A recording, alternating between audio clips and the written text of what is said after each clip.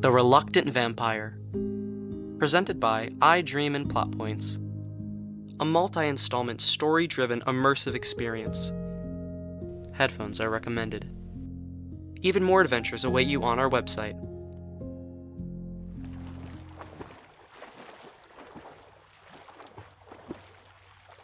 She stood on the outcropping, still stunned. Having just witnessed him launch, then thunderously splash into the placid water below. That was awesome! Your turn! I think I liked it better when you were grumpy. Come on. You don't even need to hold your breath. Isn't the water freezing? Yeah, but that's part of what makes it so exhilarating. I don't want to snap my neck on a rock. I'll spot you.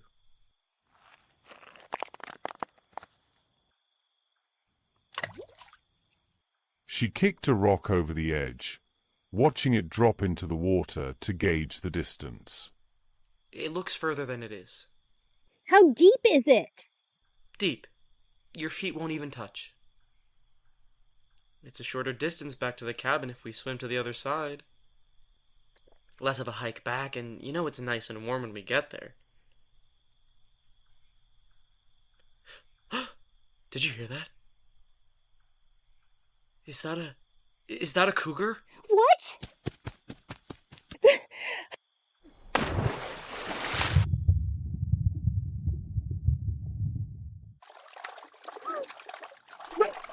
It's okay. You're okay. Calm down. Can cougars swim? I don't know. If I see one, I'll ask it. You said there was a cougar. No, I asked if there was a cougar. You made the jump. Literally. Don't ever hit me again. Ever. I could have died. You are dead. Start swimming so we can go warm up. I'm not going anywhere with you. Suit yourself, but the longer you stand still, the better chance you give leeches to attach.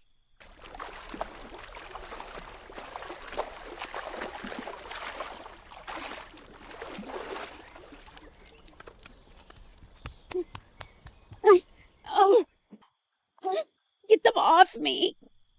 Are they on me? No way. You swim faster than Katie Ledecky. Which way to the cabin? East. Do I look like a compass? Come on, hustle up. He began to run when his wet shoes slipped on a smooth rock, sending him headfirst into the trunk of a tree. Milo! Milo? Are you hurt? She cautiously knelt beside him, blood trickling from a gash on his forehead. Not even her hissing stirred him. Milo! Milo, wake up! Wake up! Oh no, oh no. What if a cougar actually does show up? What if the wolf? She clasped her hand over her mouth, trying to stop the vibrations in her teeth. My venom. Milo, I'm going to give you my venom. If you can hear me, I'm sorry if it stings. She crouched closer and covered his eyes. Drawing her lips back, she bared her teeth over his gash. Stay still. Get off me! Stay still and I won't have to hold you down. Good luck with that. And I could toss you like a rag doll. Just wait. I need to rub it in. Ugh! What are you doing? You hit your head and now you're leaking like a faucet. I'm just giving you a little venom glow up. This is worse than when moms clean your face before family portraits. Okay, now I just need to massage it in and... oh, it looks like it's already starting to clot. Are you done yet? Okay. Sit up slowly. That karma was pretty instant. I shouldn't have tricked you. We should do concussion protocol. Alright. What do we do? I don't know. I was never really athletic. Were you into sports? Not really. But when I was in high school, I had a part-time job at a golf course. Yeah, I've had enough first aid for one night. I'll carry you back to the cabin. The hell you will? I can do it. No. You carried me. That was different. Because I'm a girl. Because you were dead. Why didn't you just pull me up? When? When we were climbing the elephant. You're so tough and strong. You could have just lifted me up, but you had me dangling like a loose tooth. Why didn't you just pull me up? Because I know you could do it yourself, and you need to know it. It's called a teachable moment. You can keep your teachable moment and take your lousy jacket back. You probably put rocks in the pockets to drown me. In order to drown, you need to be dependent on air, which you're not. If you sink to the bottom, you could have just walked out, no problem. But, for the record, I absolutely did not put rocks in the pockets of my own jacket. Follow me. Watch your step. It's really slippery. Slippery? You sure your head's okay? Want to hold my hand while we walk to make sure I don't tip over? Which way to the cabin? That way. You sure? Stop asking if I'm sure. If I wasn't sure, I'd... Make up another story about a cougar? It was a joke. And I've already been punched and knocked in the head for it. I didn't punch you. I slapped you. Pretty proud of that, aren't you? Cabin's this way. Come on.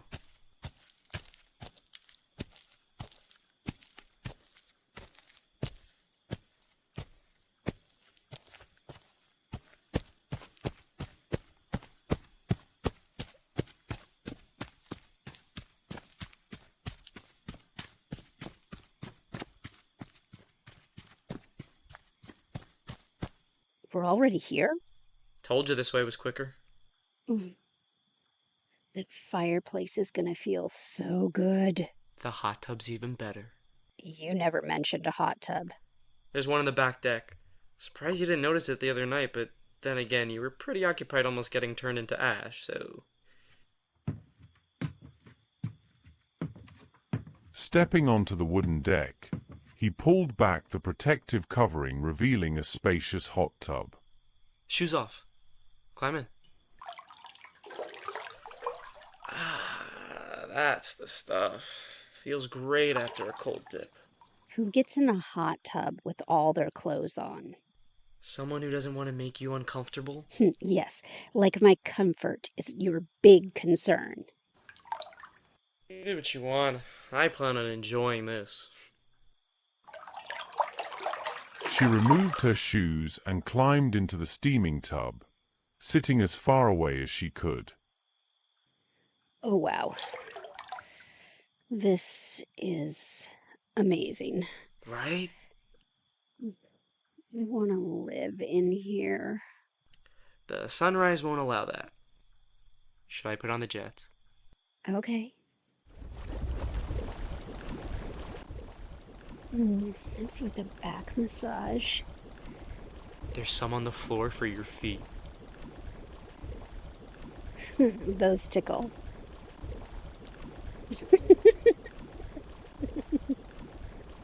They really, really tickle. He ducked under the water and held her feet directly over the jets. Milo! Milo! No! Milo! His hands released her ankles and he popped up to the surface, turning off the jets. Well, I guess vampires are ticklish. You, use this a lot? Yeah. I really don't know how I'm gonna adjust to going back to my tiny, boring apartment with just a normal shower. How long do you get to stay here? A month. But that time's almost up. You must get a lot of play. Excuse me? You know what I mean. Dating. No. How come? Take a wild guess. Well, it's not like you have to date humans. I'm sure vampires are... No. Why not? I don't associate with other vampires. You don't? No. Why not? Because of how it went last time. The last time I saw a vampire was when I turned. Oh. You don't have a goth clique? I think the word you mean is coven, and no. So you fly solo. I don't fly at all. That's kind of a bummer, right? Not being able to turn into a bat. Yeah, I've done enough transforming for one lifetime. You gotta admit, it would be pretty cool. Maybe.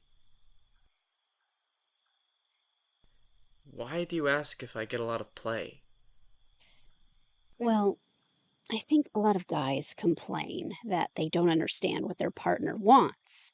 And seeing as you can hear everyone's thoughts, you would know exactly what anyone would want in that moment. And use that information to construct a fake personality and manipulate them? Yeah, basically. No thanks. That's right. You have principles. Don't mock me. I just find it hard to believe that a dude who is suddenly gifted with all-knowing doesn't immediately use it to get down and dirty. Believe me or don't, but that's not what I use it for. What do you use it for, then? Staying out of trouble and trying to get a promotion. Is this project you're working on for a promotion?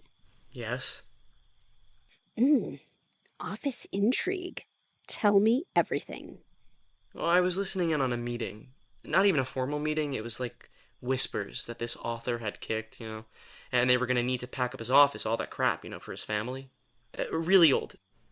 Natural causes, surrounded by loved ones, peacefully in his sleep. Yeah, that's not the point of the story. What you have to know first is, I used to work in the mailroom. At the publishing company. Right. So when I worked in the mailroom, I'd always bring this author his fan mail, which he never wanted to deal with, so he started having me open them. Opening another person's mail is a federal offense. Not when given express permission. And stop interrupting. Oh, excuse me. I thought this was a conversation, not a lecture. You asked me how I use my powers, and I'm trying to answer you. Your powers. What? I said gifts. And you wonder why I don't want to deal with people or vampires. Because you hear everything and you can't be bothered to be patient enough for others to catch up?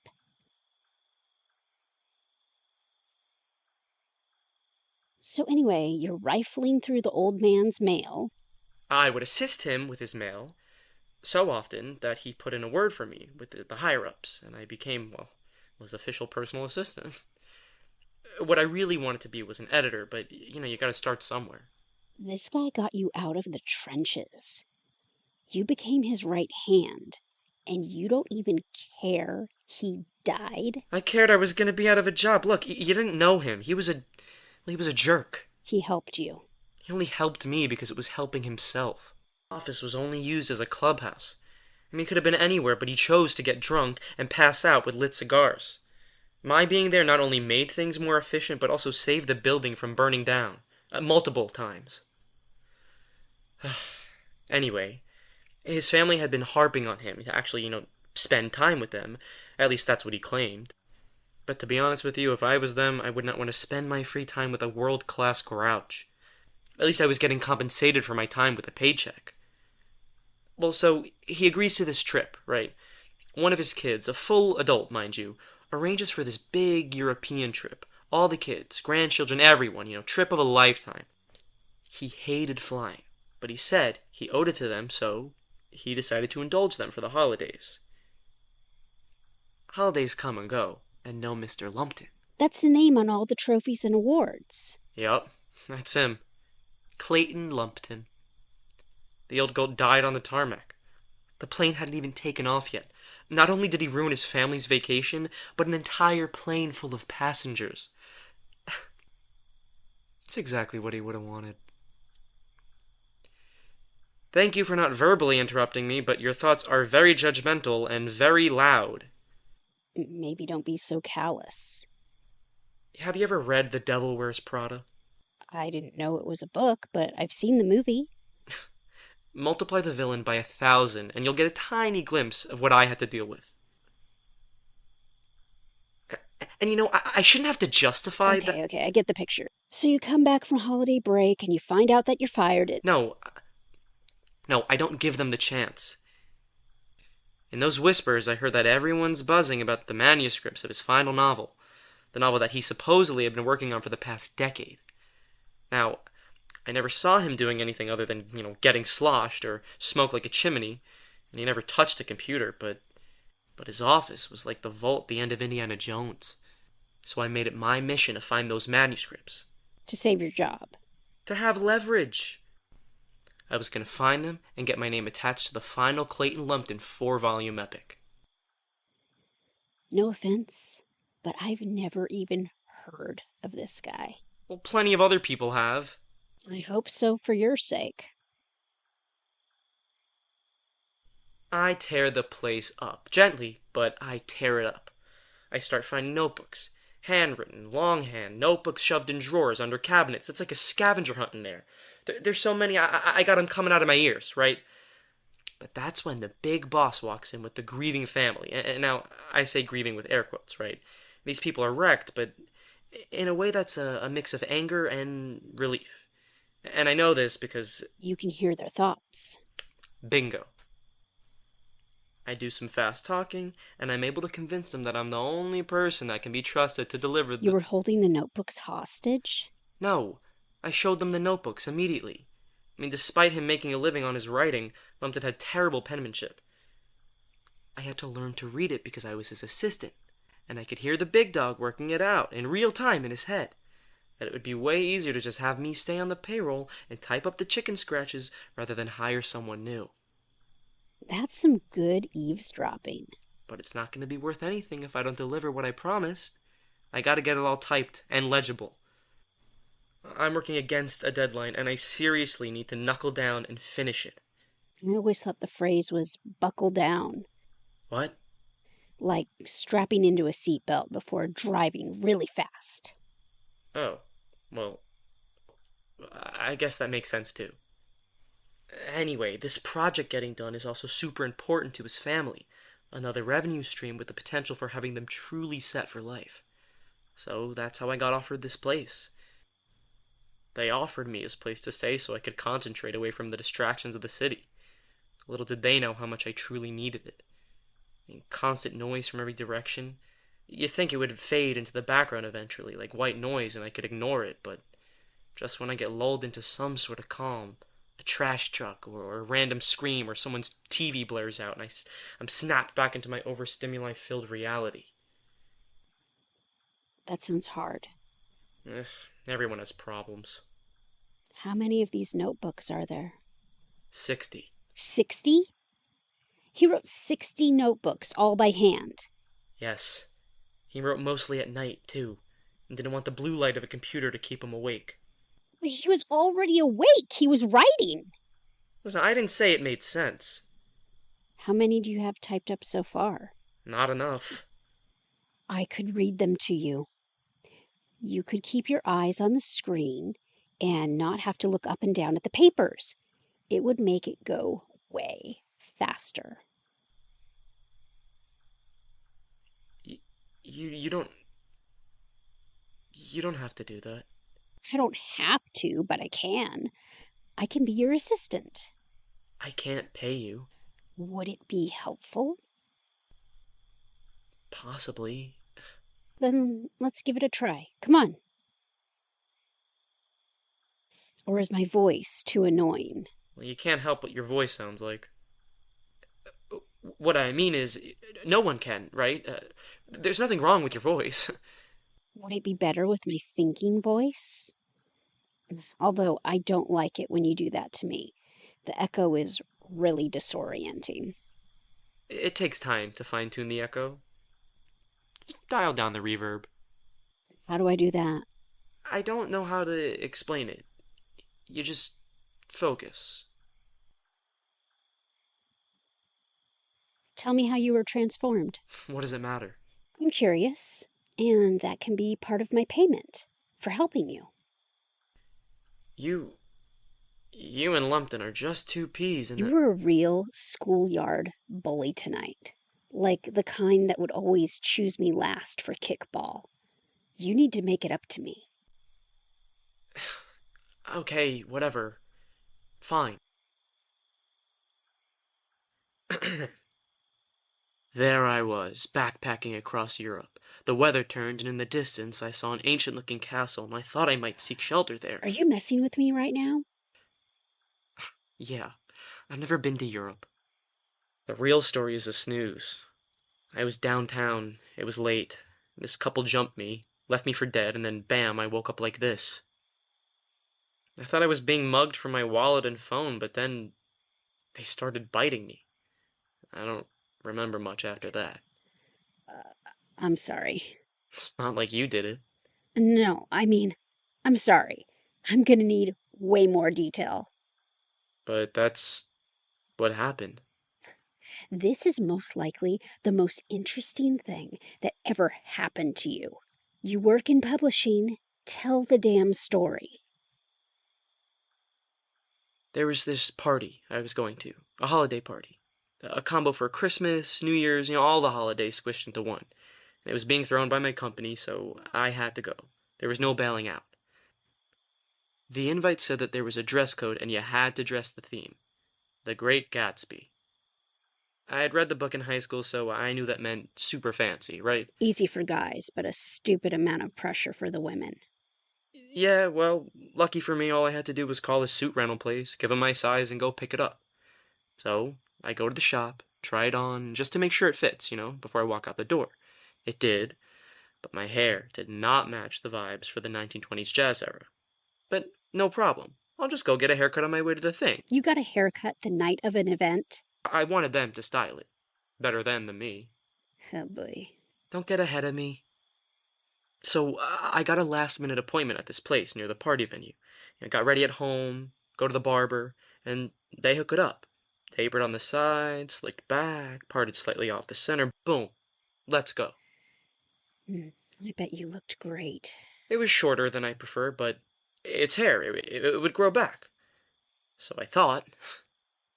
And I'll admit, I was feeling. You were feeling good about yourself. Yeah. Is it possible for vampires to blush? You tell me. I bet everyone wanted to talk to you that night. Not the way you mean. You're just being modest. Apparently for dudes there are two kinds of suits you can wear to a Great Gatsby party. When I placed the order on the phone, the sales lady had said, "Great Gatsby like Leonardo DiCaprio?" And I said yes, because he did star as the titular character in the movie remake. That white suit. Such a statement. Yeah, and that statement was, "May I have your drink order?" Say what now? All the guests were dressed in black. All the catering staff was dressed in white. The entire evening, I was constantly mistaken for a maitre d'. Yeah, laugh it up. Did you accept tips? I should have. Anyway, that's how I got stuck with this haircut. So her hair doesn't grow. I haven't had to shave once since the change. You mean your face? Yes, Jack, I mean my face. So you got transformed. The night of the party. The vampire couple that attacked you worked in your office? No, I don't know who they were. Happened on the way back to my apartment. In an alley. As stereotypical as that sounds. But the two of them, they... I can't believe you got tag teamed. No, I don't condone that term. And they didn't switch off, they attacked at the same time. Both sides of my neck. The jugular and carotid. Is that why you keep your shirt buttoned all the way to the top? Yes. Can I see, My marks? please? Just a little peek. You'll have to come closer.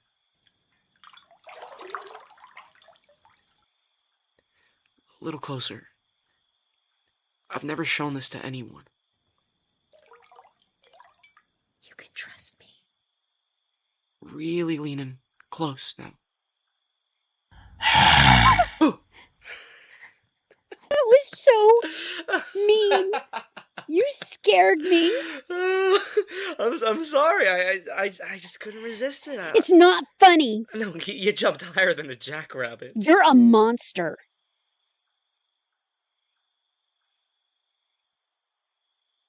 We should get inside.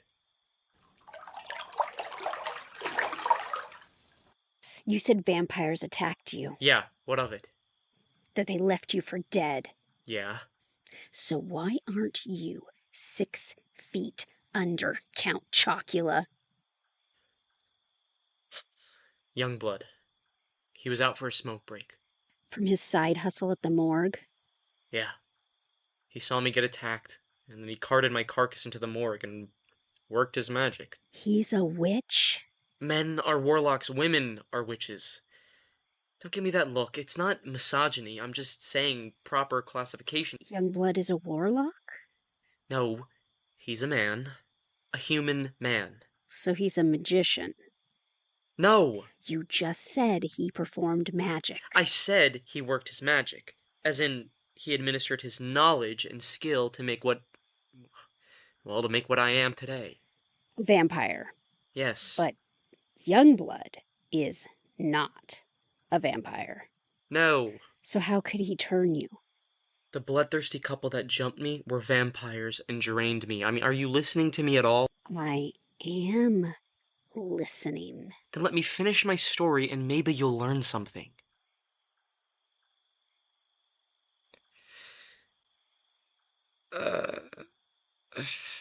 I forgot what I was gonna say. How did he save you from dying? He set me up with a drip. A blood transfusion? Basically. I had vampire venom in my system from the bites. He replenished my body with human blood to sustain me and, well, so that the transformation could occur. In a slab in the morgue. Yeah. Sounds like an eventful night out. It must have been so terrifying. One assumes. You don't remember? Do you remember me biting you? No, but I was... Something about the venom. It makes victims forget. But I bit you, and you remember. Well, I wasn't your victim. I offered.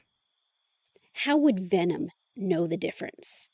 You think Venom hears consent and is like, oh, both parties are cool with this. No need to activate mind fog. Where did this amnesia theory come from? Youngblood told me. The eyewitness to your getting mauled? He didn't even step in to help you. 2 vampires against a normal? He hasn't survived this long by being stupid. And you just believe everything he says. He knows a lot of stuff, okay? I trust him. Why do you trust him? Because I'd be 6 feet under without it.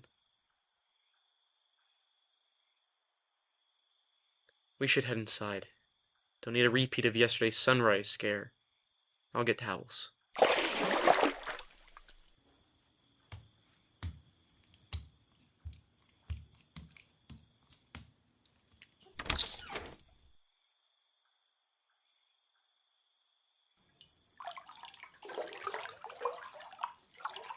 She turned her palms and saw her fingertips were beginning to prune.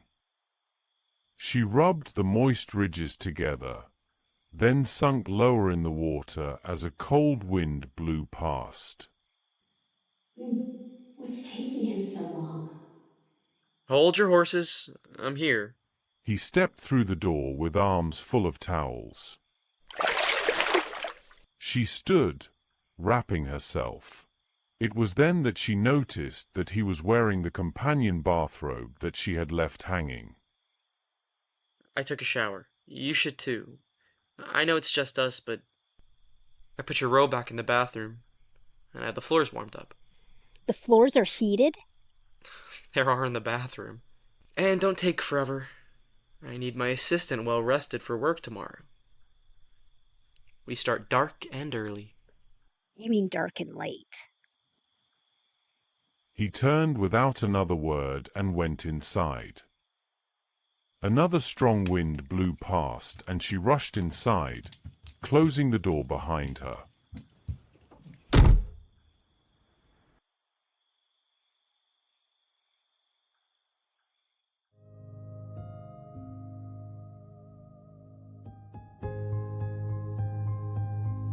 Thank you for listening to this episode of The Reluctant Vampire. Please visit our website for more experiences.